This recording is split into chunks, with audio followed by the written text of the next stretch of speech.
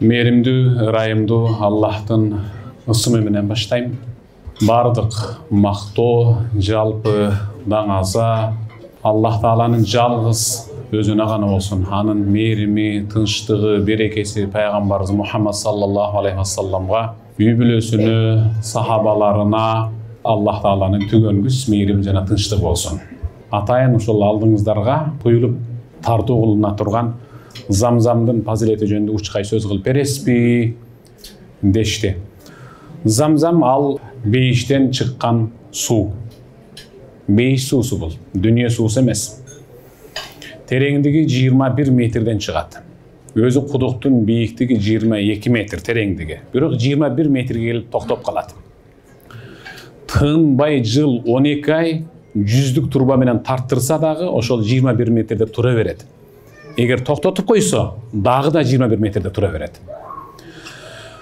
Пайгамбарыбыз саллаллаху алейхи вассалам хайру маин аля вajhil ард мау замзама.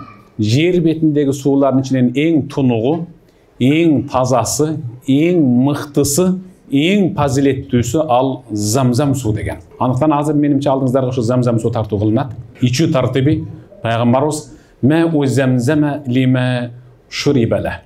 Садака Расулуллах. Замзам сууну эмне максатта, эмне ниетте ичсеңиз, Аллах сөзсүз түрдө ошого жеткизет. Ал ниетке жетмей сайын адам баласы бул дүйнө менен эч качан кош айтышпайт деген. Сөзсүз түрдө ниет кылгыла.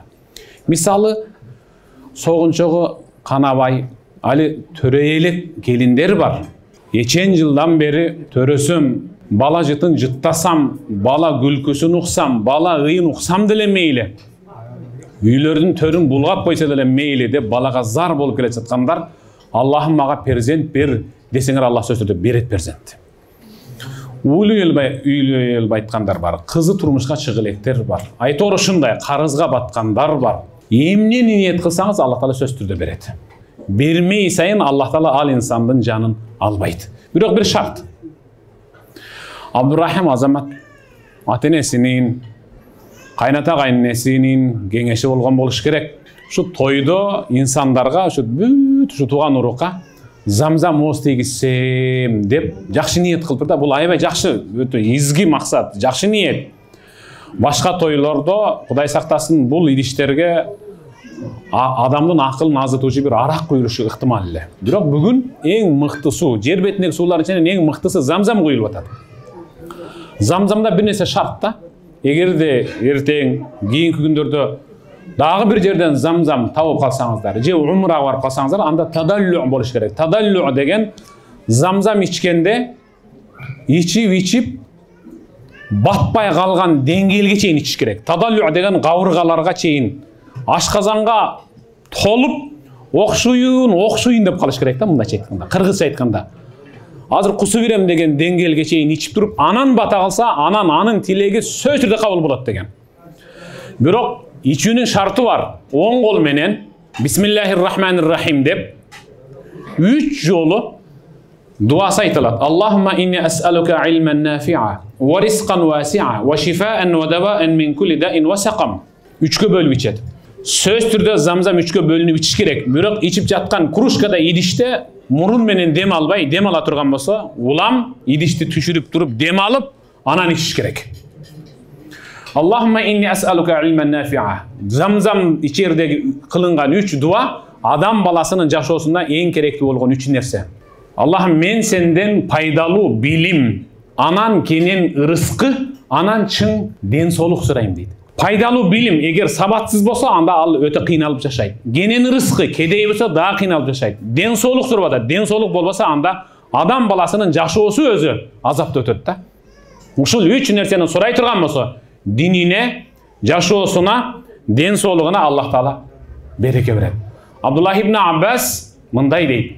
Мен бир күнү хаж мезгилде Каабага кирген адам сыртка чыга албайт. Сырттагы адам ичкери кире албай турган тыгын эле. Daarатым кыстап калды. Чыгайын десем чыга албайм. Пайгамбардын бир сөзү эсиме түштү. Замзамды эмне максатта ичсең дароо жеткирет деген хадисин эстеп, замзам кудугунун алдына келдим дагы, я Рабби, мени сыртка чыгарып, кыйнай көрбө, даратым кыстап турат. Аллахым мага өзүң бир жардам бер деп Замзамдан кочтап уртап алдым. Ошол күнү кечке чейин Каабаны айландым деп атат. Аллах таалам шифа берет. Франциялык рак болуп калган аял Меккеге өзүнүн күйөөсү менен барып, рактан биротоло арылып, азыр эссауду имраатин фил алам, аламдагы эң бактылуу аял деген ат менен таанымал болгон китеп жазылган. Керек болсо ал рак оорусунан Замзамды ичүү жана төсүнө куюу, бетин жуу жана денесин жуу менен дабаланган, дарыланган. Биротоло жок болгон. Кыскарагы той куттуу болсун. Алдыңыздарга куюлган Замзамды Бисмиллахир-рахманир-рахим деп 3 дуасын айтып, анан эң аягында Алхамдулиллахи раббил аламин дейсиздер. Ушуну менен Замзам ичкен болосуздар иншалла. Эң мыкты.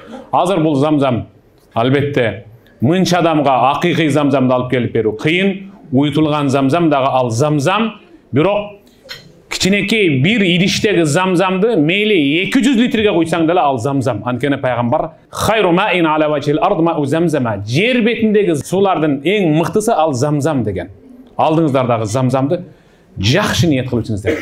Карыздан кутулайын, намаз тургузуп калайын, тиги тарыныш Куда менен тарынган элем жарашып калайын, ушуларга окшоп мыкты той өткөрүп калайын, уулум алым болсун, кызым алима болсун деп эң мыкты нерселерди ниет кылыңыздар. Ассаламу алейкум ва рахматуллахи ва баракату. Бисмиллах ва алхамдулиллах ва салату ва саламу ала расулиллах. Сол жагымда желим идиштерде куруттун түрлөрү, шербеттин түрлөрү тизилип турат. Башка суусундуктарды жарыялабайт болчумун. Мен тек кана ушул суусундуктарды жарыялаганымдын бирден бир себеби, сиз эгерде бул суусундукту сатып алып ичсеңиз, анда сөз түрдө сиз сатып алган акчадан 1 сому жетим, жесир, муктаждарды кепилдикке алууга жумшалат. Андыктан сиз сатып алып суусундугуңузду кандырганда биле бериңиз, кайсы бир жетимге менин акчамдан 1 сому кетти деп. Мыкты суусундуктар. Башка ден соолукка зыяндуу суусундуктардан көрө дасторконуңуздарда дайым ушундай суусундуктар турган жакшы эмеспи? Андан кийинкиси биздин Минбар медиадагы сабактарыбызды өзүндөй кылып чагылдырып, тасмага түшүрүп, өзүндөй кылып силерге жеткирип жаткан операторлорубуздун эмгегин баалап, ушул Алато Амир компаниясы аларды Маяна жактан каржыламай болду.